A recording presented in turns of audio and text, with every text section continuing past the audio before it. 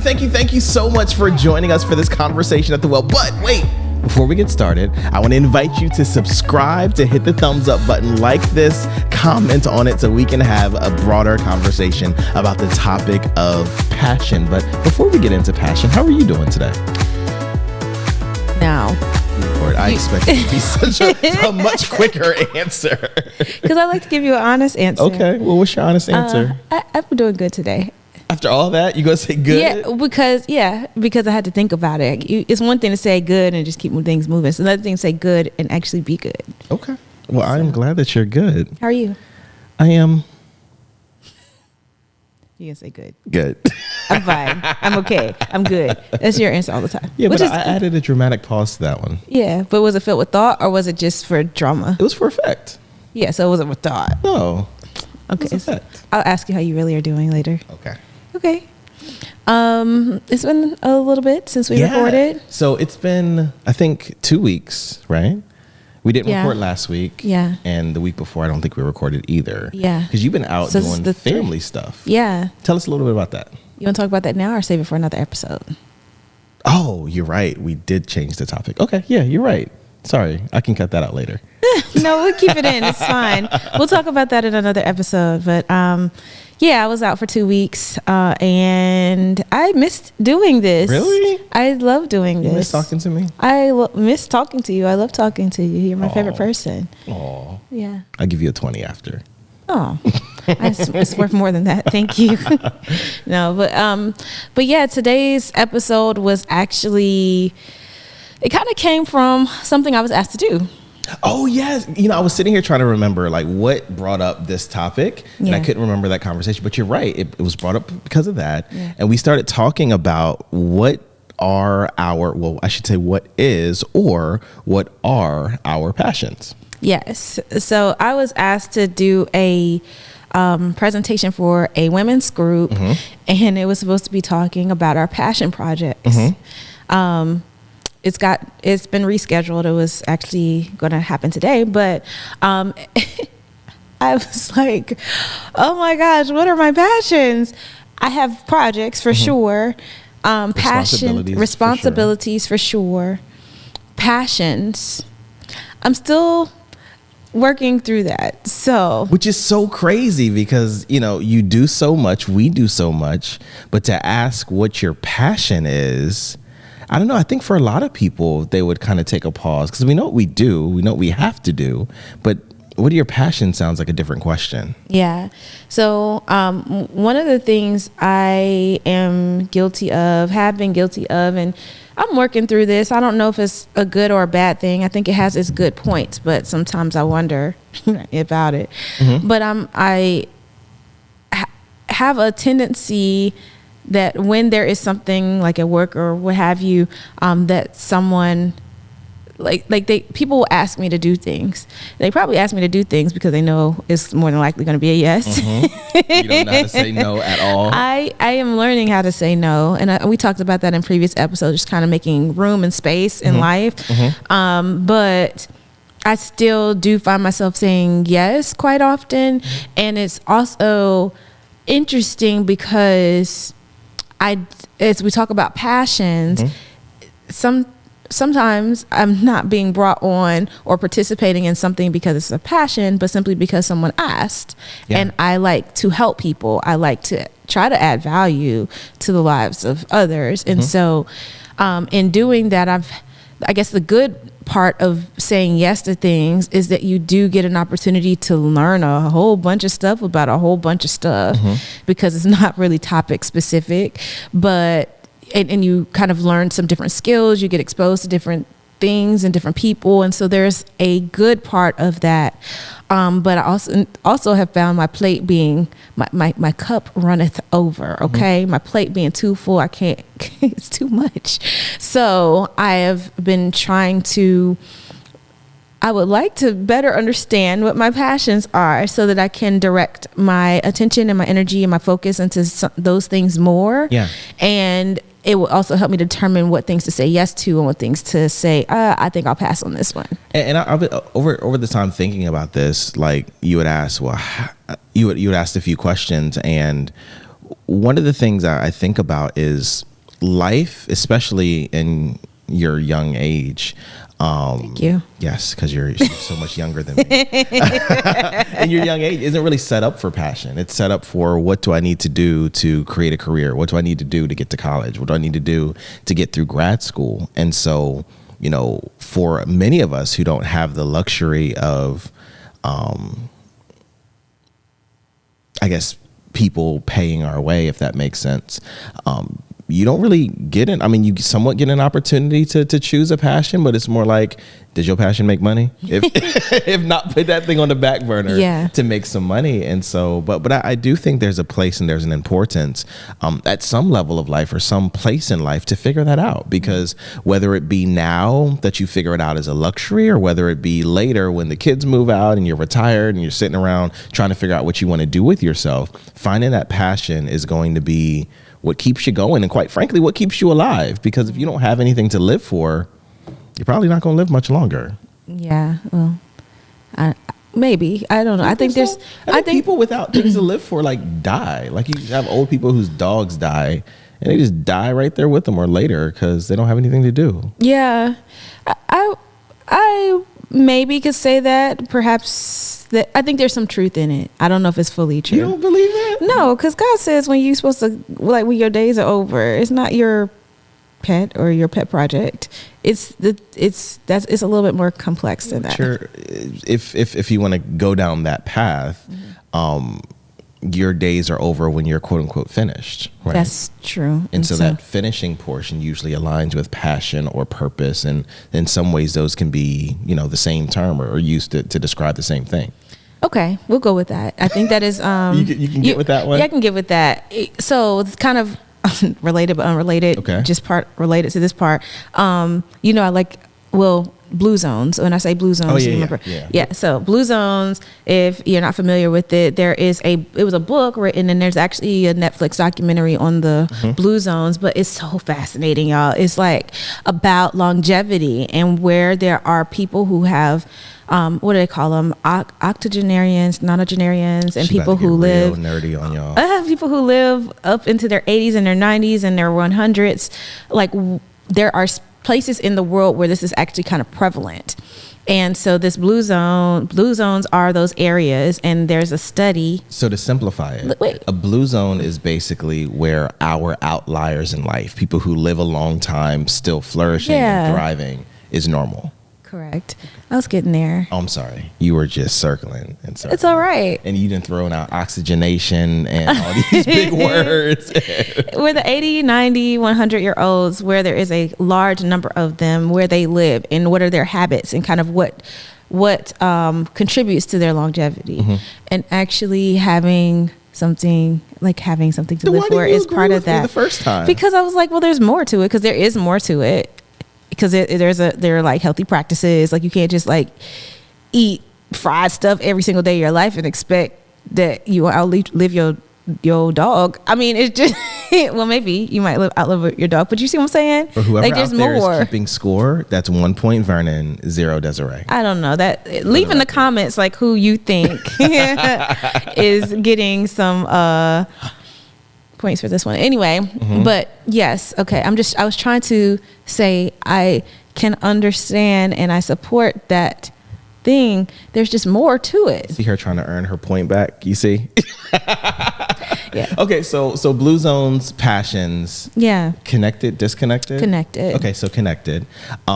So on the topic of passion, I think, well, first and foremost, I looked up the definition, because when you first ask what's your passion, you kind of have to know what a passion is. And I don't know that I even agree with this definition. It's a bunch of them in here. Well, who are you referencing? This is Google, Oxford Languages. Okay, I can mess with Oxford. You want to try Urban Dictionary? I like Merriam-Webster. I don't know. I go into I have the app on my phone. You use it that much? I really do. That's probably why you know words like oxygen or whatever. Octogenarian. It's like octagon, octogenarian. Anyway, so all right, Merriam-Webster's dictionary says, so passion. Okay. Oh, number 1 is the sufferings of Christ between the night of the Last Supper and his death. Okay. Number 2 is just suffering. Number 3, the state or capacity of being acted on by external agents or forces. Number 4, the emotion as distinguished from reason. 4B, intense driving or overmastering feeling or conviction. C, an outbreak of anger. So which one are we talking about? I don't like Webster's definition. I think it's horrible. I think it's the second to the last one, about a driving force that makes you do things, right? Okay. Oxford Languages says a strong or barely controllable emotion. Number 2, a state or outburst of strong emotion. Did I just read that? No. Number 3, intense sexual love. Number 4, an intense desire or enthusiasm for something, which I think it's that one. Okay. And we'll number 4, a thing arousing enthusiasm. Okay. Well, let's go back to reread the definition that we are discussing today. Well, which one do you want to go with? Merriam or the third Oxford one, I think. An intense desire or enthusiasm for something. An intense desire or enthusiasm for something. Yes. So what are your? Do we agree and settle that's going to be the definition? That's the definition. An intense desire or enthusiasm for something. Yes. So what is yours? What is your passion? What are you in? Was it intensely enthusiastic, or what is it? I don't remember. Desirous. I don't know. Anyway, what's your passion? I would say I'm passionate about, and it's changed a little bit as Really? Well, not changed. Well, it has changed as I've gotten to know myself a little more. But even since our conversation yesterday, I think I'm going to change or tweak the description a little bit. Well, can we talk about both or all or what have you? So kind of take us on the journey. So I think passion is not a one thing that you're just enthralled with throughout your entire life. Based on the definition. I'm just kidding. Go ahead. I'm sorry. Keep going. Now, I do think that there may be like an ultimate passion that champions the majority of your life, like some pot of gold at the end that you're being drawn towards. But I think the passions or maybe micro passions that we lean into, you know, from the beginning of our life to middle of our life can change and modify as we better understand ourselves and better walk into our adulthood. Mm-hmm. So it could be G.I. Joe when you're a kid, or it could be dinosaurs, like for Aaron. Just loves dinosaurs. He loves dinosaurs. But I don't think that's going to be it throughout the entire life. Maybe, but probably not, because they've been gone for a while. So I do think that whether if you find yourself having a passion that, you know, just kind of seems innocuous or random, or you don't have a passion at all, like it's not a problem, because you're still going through the arc of life and learning more about yourself. And what you were passionate about in your teenage years, you're probably not passionate about now. Yeah. What you're passionate about in college, or maybe the beginning of your career, just as a beacon in time, you may not be passionate about anymore. Right. So for me, I would say I'm passionate about teaching.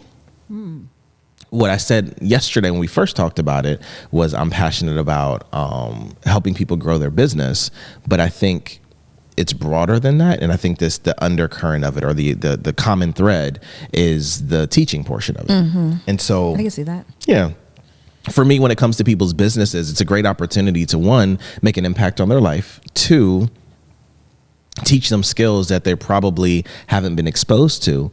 But then 3, I think there's also just a confidence building perspective of it, to where, you know, you can unlock a completely new level of their life by broadening their thought process to look at things larger. So whether that's taking back your life because you've been stuck in the day-to-day operations of your business and didn't have any thought space to do anything else, or whether it's showing you how to increase or scale it so that you can have more money, have more finances and things like that. Like, you can change everything about a person through the business that they spend the most time with. That's pretty cool. Mm-hmm. And I can see why you're enthusiastic about it. What do you mean? Oh, it's just, that's the definition of passion. It's because there's like some real tangible things real tangible results that come out of helping people build their businesses. But like you said, more broadly, it's the teaching aspect. Yeah, and this kind of goes back to our conversation about generosity too, because as I was thinking about, you know, the definition of being passionate about it, you're passionate about doing this thing, and it's not the business itself. I think it's the business attached to the person, because if it's an absent owner or an owner that's not really involved in the day-to-day operation, I can really care less. It's about the people, not necessarily the business itself for me. So that's why I zoomed it out to teaching. Yeah. That makes sense. So, I'm sorry. Go ahead. Well, okay, you can ask your question because I think I know where you're going. I think, but maybe I don't. I would like to know how, in talking about this arc of your life, how did you kind of discover that? Like, did you happen upon it? Did it throw itself in your lap? Like, how did this come about? That's a good question. I think it's that arc thing I talked about before, where I've always had a desire to tweak things and to improve things and make them better, faster, stronger, whatever that looks like. If you're talking about Legos as a kid, all the way to, you know, other things as you get older. And so I think there was always the want, but what changed was the it. Does that make sense? It does. And so I think it's been pretty consistent throughout my life. I just didn't know what words to put around it. And yeah, I think that's what I would say. For me at least. Yeah. I don't know how true that is. Like, I think it's makes true, sense. but it's, you know, everything looks, you think everything's true in your own eyes, but I mean, it makes sense from, you know, how do you connect Legos to business?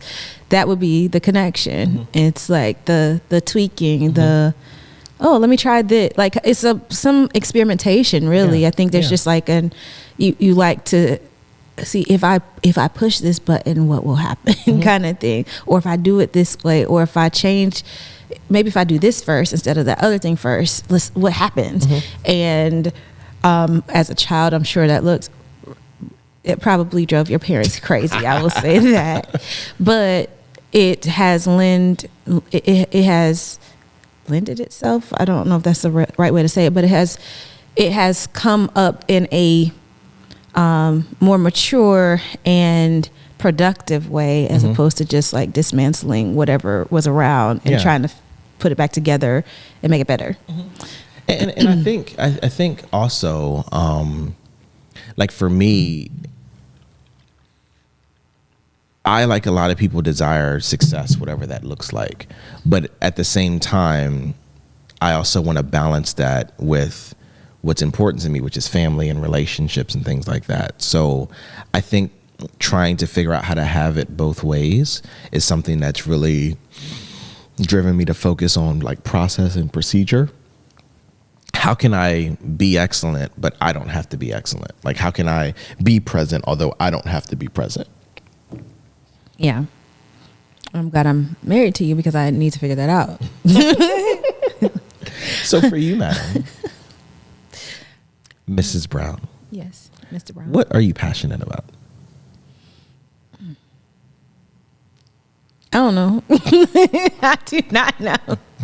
I've been trying to answer this question because I was asked to speak on my passions. Know. Well, I really don't know. Okay. I really don't know. And like I said, it's because I've had a lot of experiences with a lot of very random things over my life, right? And they've been a majority like really great experiences, but it's kind of like, well, once it's done, I'm not like actively trying to do it again. But it was fun.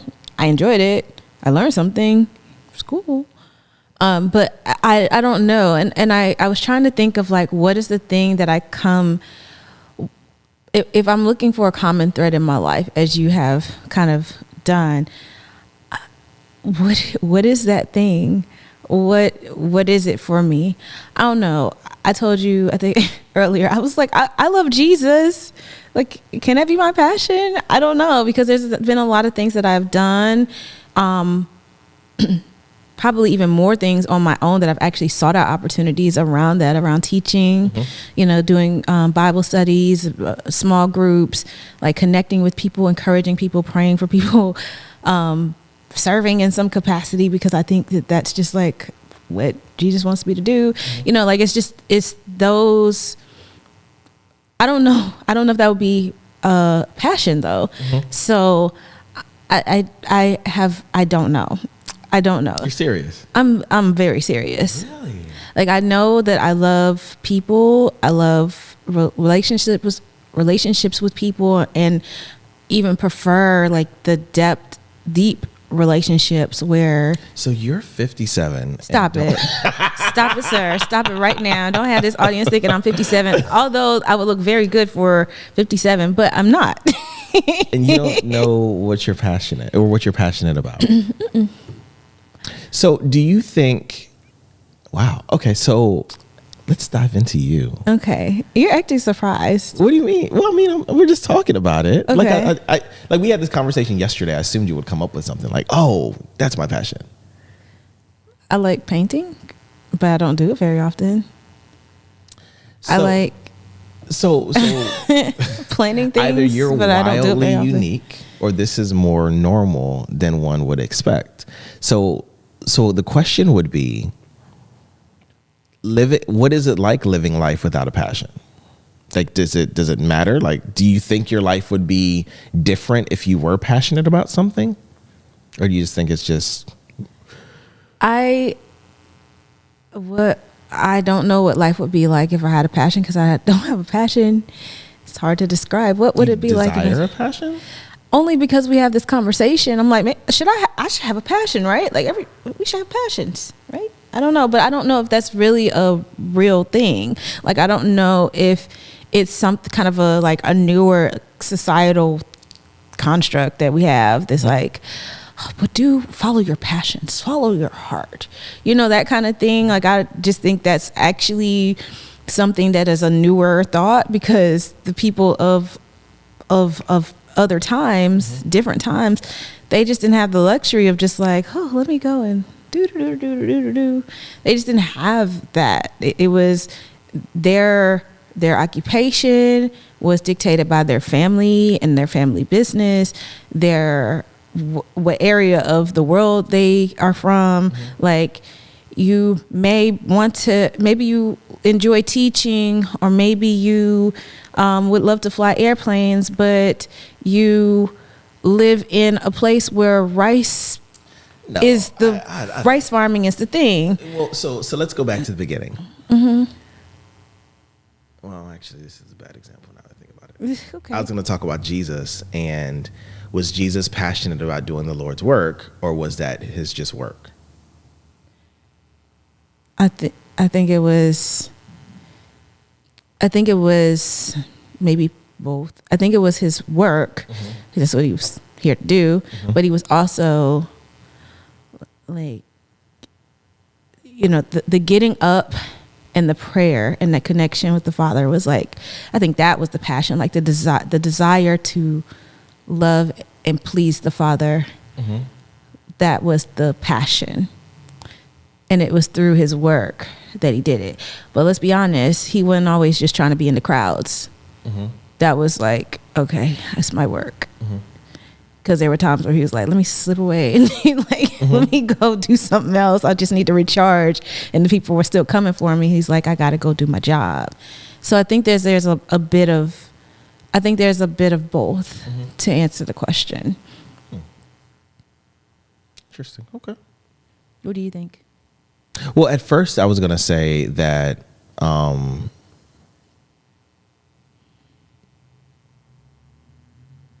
at first it was kind of conflicting, because I was going to say that he was passionate about his Father's work, because there were other things that he would much rather be doing. Like, he would probably really enjoy to like go do something, but the going to enjoy just going to do something would probably be more of a passion than the work of his Father. So it conflicted and didn't make sense after I thought about it. Okay. Did what I say make sense? I give it a 5. Out of what? 12. All right. So let's talk. Like, is there anything that you do that you feel alive doing? Yeah. Like, and let me explain what that means. Like, so for me,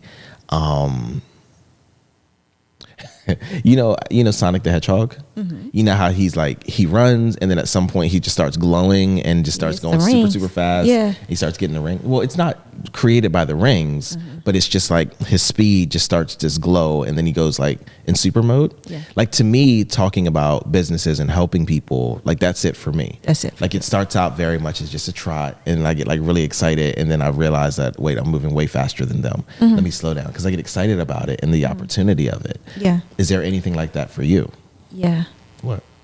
I was gonna say my original thought was speaking, but I think it's more like teaching. I don't know, but I really enjoy when I am able to be when I'm able to speak to people, be on a platform to.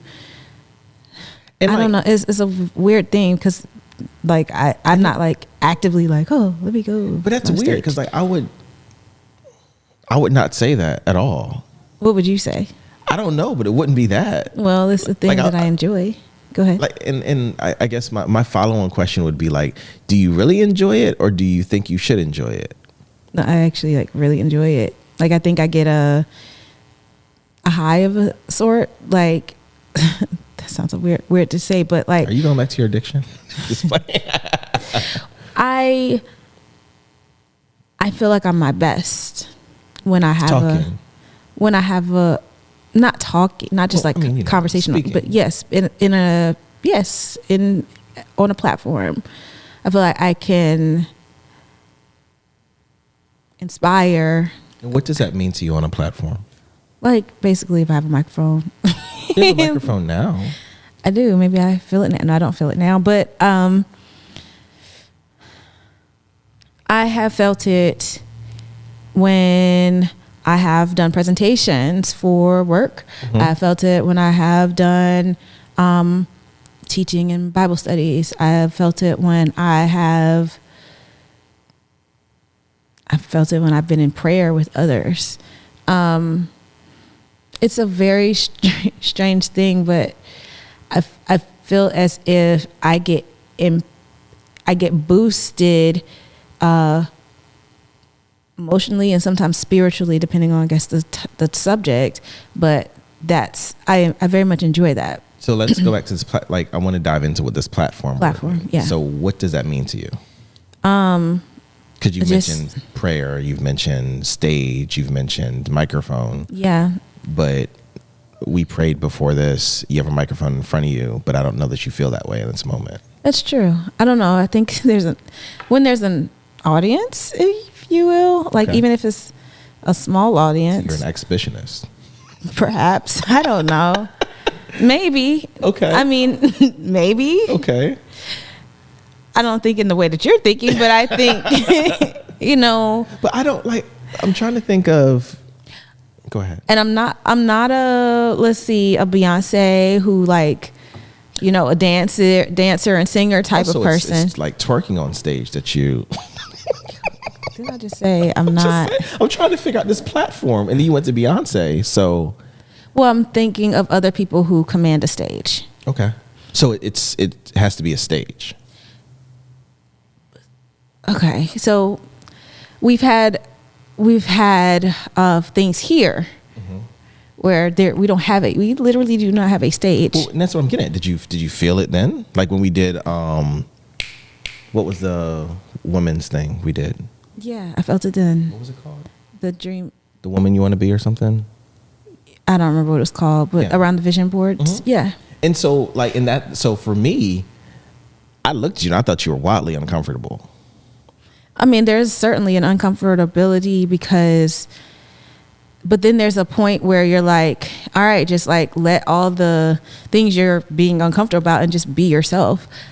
And in that moment, I'm like, whew, I'm good right now. And I can be here until I'm done. Interesting. Okay. What about a panel? Does a panel feel the same way? Yeah, could. Yes. A panel not on a stage, but just sitting at a table? Yes.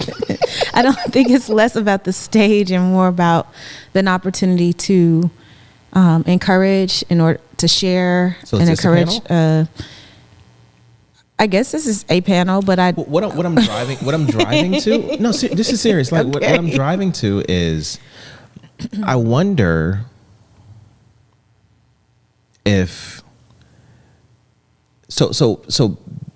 I've mentioned being passionate is like Sonic lighting up, and so there's a level of power up when you are in this place. Yeah, it's like a glow up when you're in this place. Yeah. And so I'm wondering, is it something that happens circumstantially when you get to the place, or when you recognize that the place is here? And so what I'm trying to get to is, we sit at this table. Is it that you don't power up here, or you don't see this as a place to power up, so you don't power up? Does that make sense as a question? Yes. I think the difference here is this just feels like a conversation. You and I, it's not like, I mean, I'm thinking, no, I'm thinking of the people who will watch this later, but also not. Like this is more like, I'm just talking to you about something, and other people they're kind of just listening into our conversation, which is totally fine. And I appreciate them. Thanks for watching. But it's not like, I don't know. It's a little bit different, and I don't feel like I'm in the, okay, I'm gonna bring this back. There have been times during our podcast where I'm like, oh, you're in your zone. Boom. That's it. You're right there in the sweet spot. And y'all probably can identify it, because I've seen in the comments, you're like, oh yeah, girl, you better let her cook. Right. You know, so it's just like, it's like that. I did not see that comment. Yeah. This is what like the young people say, right? Like, I don't know. I've never said that before, but you're welcome. But like when it's like it's like a certain space, and I really I don't know how to describe it, other than sometimes I feel as if the Holy Spirit shows up and it's like, this is you, but it's like me. And that's the part I find it most when I am in front of people, talking to them, encouraging people, motivating them, getting I don't know, it's validating in a sense of, oh, I'm saying the right thing at the right time to the right people. I don't think I've experienced that in other ways. So is there, in your mind, is there such a thing as being passionate, or is that just anointing for a moment? And the reason why I ask you that is because through your lens and how you have experienced and defined passion, does it exist outside of anointing, or are those two the same? Wow, I don't. Based on what I've said and kind of what I've thought of, I guess it doesn't exist outside of anointing. Because I think of like other people who just have hobbies. I don't know what my hobbies would be right at this point. Like, you know, my dad loves tennis. You love to travel. I do love to travel, but is that a passion? Is that a passion? Traveling? I don't know, because the way I see people who are passionate about a thing is that they're constantly trying to pursue it like as much as possible. I don't know if I'm doing that. I think I look for opportunities, but I don't think it's like, oh man, like if I don't travel, I will. And I think that's the point there. Like, is that because you don't recognize it as important or feeding you, or because it really doesn't do that? I think there's a practicality to it. Okay. I think there's the practicality of this thing I do very much enjoy, but it costs money to do that, and it costs time, and there's a lot of other things that have to happen around it to make it happen. But that doesn't change whether you're passionate about it or not. That just changes how often you can do it. Like what I'm trying to get to is, so there are passions which I think we can loosely define as things that we really enjoy to do. Like, I just get life and I just get so filled up by doing these things. And the question is, what is that for you? And regardless of means, regardless of whatever, like, what is on that list of things to do? And if you recognize that that's on that list, maybe when you feel crazy in your head, you can go do those things. But if you travel. Yeah, if you don't like think about it as, if you don't recognize it as a thing, then you'll never prioritize it. That's interesting. I don't know. I'm gonna put it on my list because if you're gonna let me go, you don't have to put it on your list. I'm just. If you're gonna let me go, I'm gonna just go. I can't do this. Let me go travel. I need to travel. I need to catch a flight. Yeah. So I mean, I do. But and before I lose it, like, if you find passion in traveling, then that doesn't have to be overseas. That could just be like. Yeah, don't do it for me. I'm gonna be very clear that does not do it for me. It's be to Yazoo. It's not. That ain't it for me. To Grenada, or like literally though. Like what I want you to do is to find cheap trip. No, I'm kidding. What I want you to do is like, so if it's traveling, like I think traveling is so like high level. Like what does fulfilling travel look like for you? Is it culture? Is it food? Is it food. No, legit. Like it's culture, it's food. Like I'm very much I connect with people through their food, through their dance, through their arts. I enjoy learning about those things, and it's kind of through conversations. If I can actually communicate with them, like I want to know about their ways of life and all of those things. But I don't know that you go into a bluegrass concert. Like that's different dance and different music and different culture. Yeah, I guess it would have to be something. Yeah, that's a point. But I still think I have. Maybe that feels too familiar to me. I'm just like, I don't like that. But there are things that are maybe a bit different, and I think people, especially in other countries and other cultures, express themselves a whole lot differently through their have I met them? Heavy metal music. That is American. It's a different way to express yourself, though. Correct. And I have experienced it peripherally, and I don't like it. So what I'm saying is, but you gotta understand the hypocrisy, though. I understand hypocrisy. There's some stuff I don't like, and there's some stuff I don't know, though. Well, listen, I don't think you can say like. I don't think you're listening. No, okay, listen to this part. All right. Thank you. What I'm saying is, I can still choose if I like it or if I don't. It's just, have I experienced it? Okay. That didn't work for me. I didn't really like that. And that's also very American. And I can say, I don't like that. I have the experience I've had with it. I'm good. Experienced it. Great. I'm glad that people enjoy it. Some people enjoy that. But what I'm saying is that there are other things that are a bit more foreign to me that I don't have a familiarity with. And I'm like, let me go see what that's like. And then it's like, oh, okay, I either really like that or I really didn't. And then I also think that there's a lot of cultural storytelling and sharing through those activities that are very different in heavy metal. Do you not think that that's true? Yeah, I don't think it's true at all. Okay. Like I think that you are characterizing something foreign to be not better, but better than something that you think you understand. You have no idea. Like, you have not given it the time of day. Okay, maybe I'll explore heavy metal. Like, and I don't think you can look at someone else's culture peripherally and be like, oh, that's really cool, but peripherally have no idea what it's all about. That's true. So for you to say like, I hate heavy metal, like I think perhaps you would find a freedom of expression and just like being able to scream for no reason, and I think you would actually really enjoy that for a time. Maybe. I guess there are things that I am attracted to that I think some of these things also carry a weight or a spirit with them.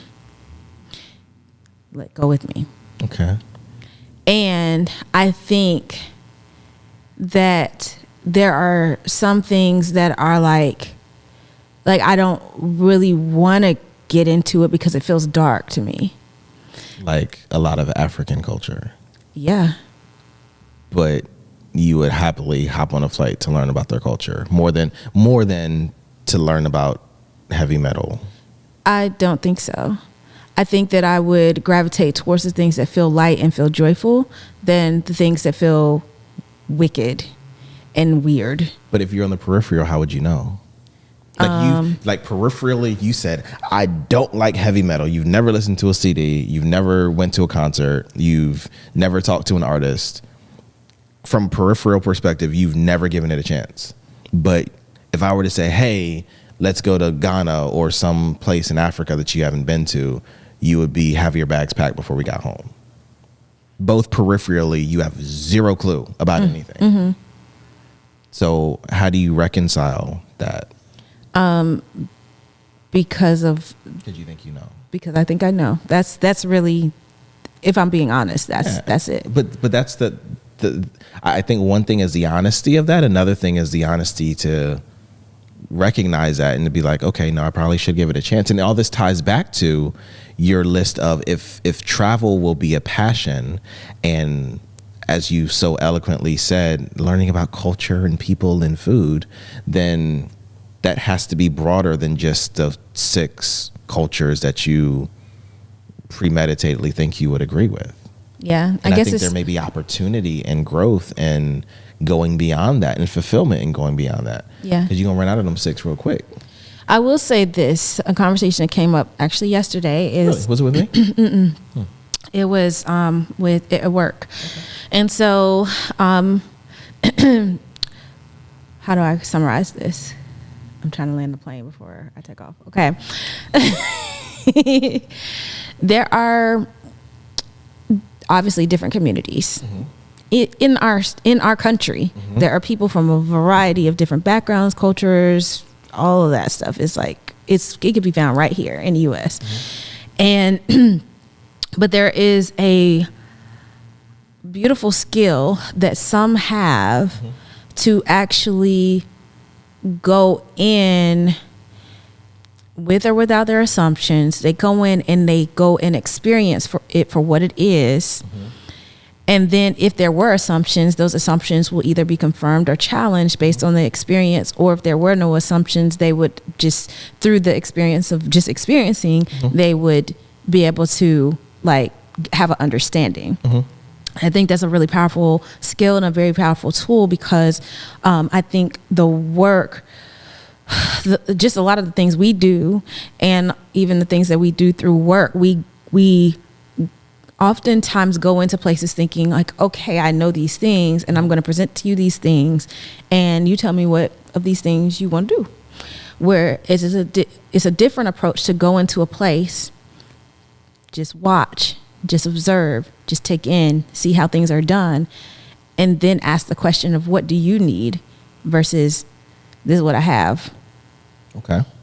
And so I have been, I admire that, and I think it's something that I want to learn to do more of, not coming in just kind of as the expert or with my assumptions that I have. Mm-hmm. Quite frankly, when you really get in there, you're like, oh shoot, I don't know nothing. Mm-hmm. And so I think maybe that's probably to your point, like just like go in as a person of who wants to be curious and wants to understand and wants to learn, versus, all right, I already got my assumptions in my head. This is what this already is. So I say all that to say, I see your point. And I think that I would like to do more of that. It would be so much easier just to say you're right. I'm sorry. Okay. So continuing on, but so travel, what? You just gonna blow by that? Yes. You were right, babe. So travel is one of those things. Before we, go ahead. Before we move on, yeah.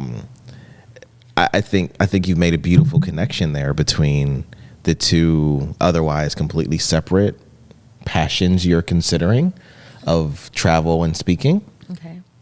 Travel, which boils down to more curiosity in its purest form, and speaking, which more boils down to just kind of like communicating ideas and thoughts, but together you become like a super speaker to be able to go into a room with prepared content, but not really understanding who's there, kind of using context clues to understand who's in the room, what they may be needing, and to then deliver with that new knowledge. I think those two things are very tied together.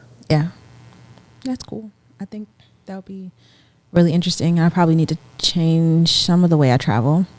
Well, I guess for some reasons, there are reasons why. Sometimes you're just going on vacation. You're like, I just need a beach and some fun. Like, that's it. Then there's other times where you're like, okay, I want to get to know the people. I want to be curious. I want to, why is this important here? Oh, that's different. We don't do that. Why are people doing that? What are they doing? And where does this come from? Like, yeah. So I think there are different ways or different reasons why travel is really cool. And then also exposure to things that you just aren't exposed to here, good, bad, or indifferent. It helps you to by here in the U.S., here in my community, and the things that I'm in my bubble of my community. So here, because I saw your frustration when I described here. I mean, here in what is familiar to me. That's not what you meant. That's what you're recommunicating it as. What you meant was here in the U.S. That's what I meant, is you were here in the U.S. But to your point, there are cultures and differences here in the U.S. that I also need to stop blanketing like, oh, yes, everybody's kind of like me here. But that's a complete fallacy. I know that that's not true. So there are things I can explore even here locally, like in the state that we live, in other states, in different regions and parts of the country. Yes, that too can happen.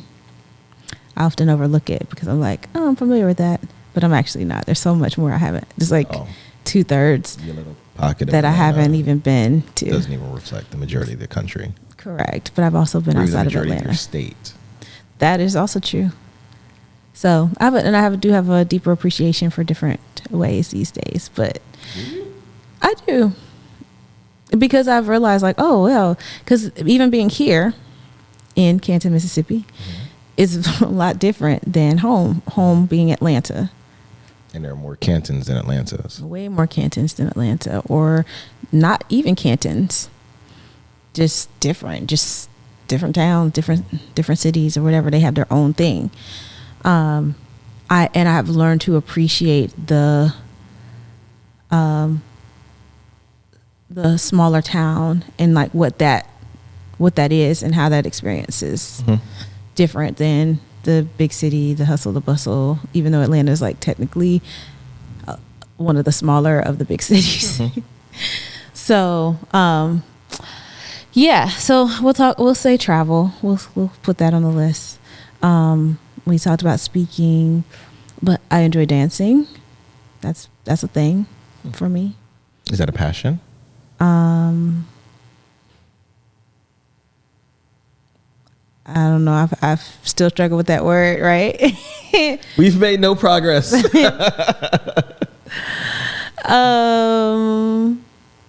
I don't know. I enjoy it. Okay. I was trying to name the other things I enjoy because that's how we got on travel.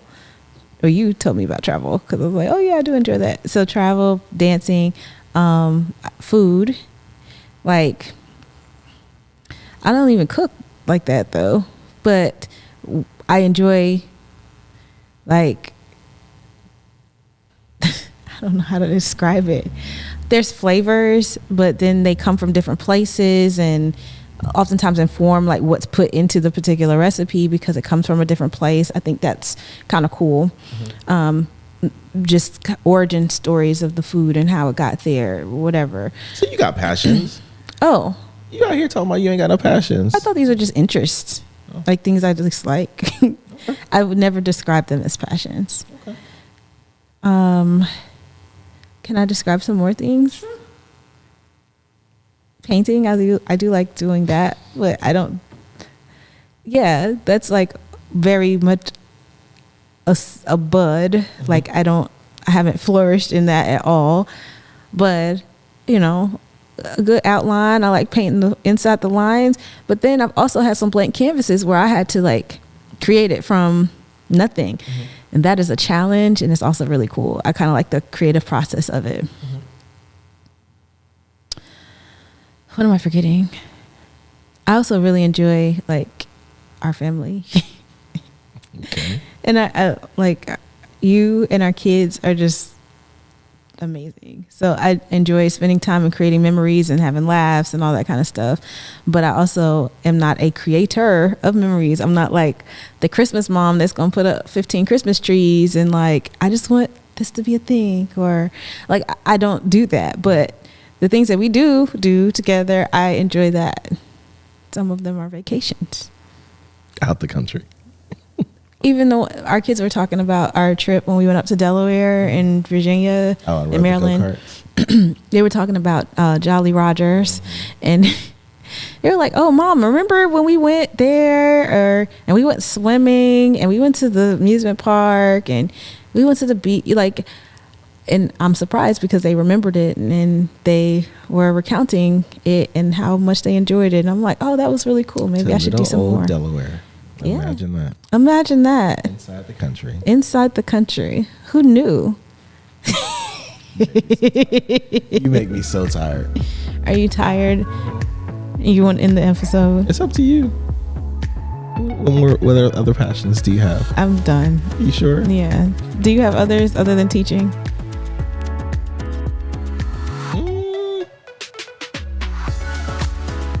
Not that I can think of. No hobbies? Are there things that used to be that are no longer? Yeah, I mean, since, got married, life ended. It just began, baby. Whatever. No, not really. I mean, I don't do much. Like, it used to be photography. You used to like taking pictures of everything.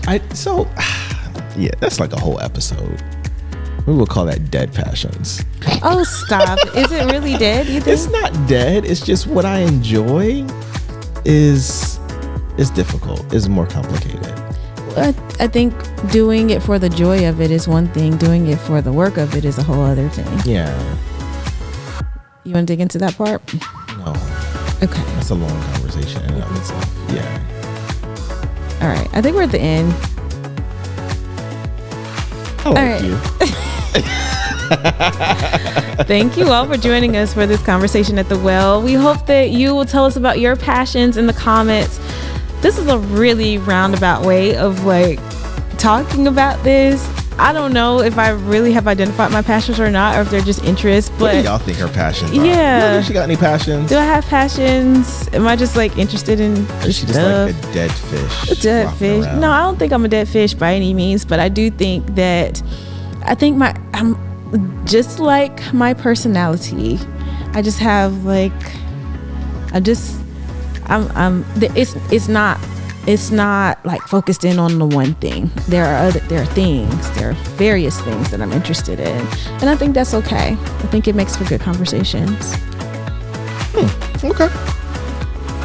You can only talk about one thing. That's just like a one track, right? That's true. Yeah. So you gotta. I'm a pretty boring person. You could talk about a lot of things. Anyway, thank you for joining us. We hope that you would like, subscribe, share our podcast, and we will see you the next episode. Get the well.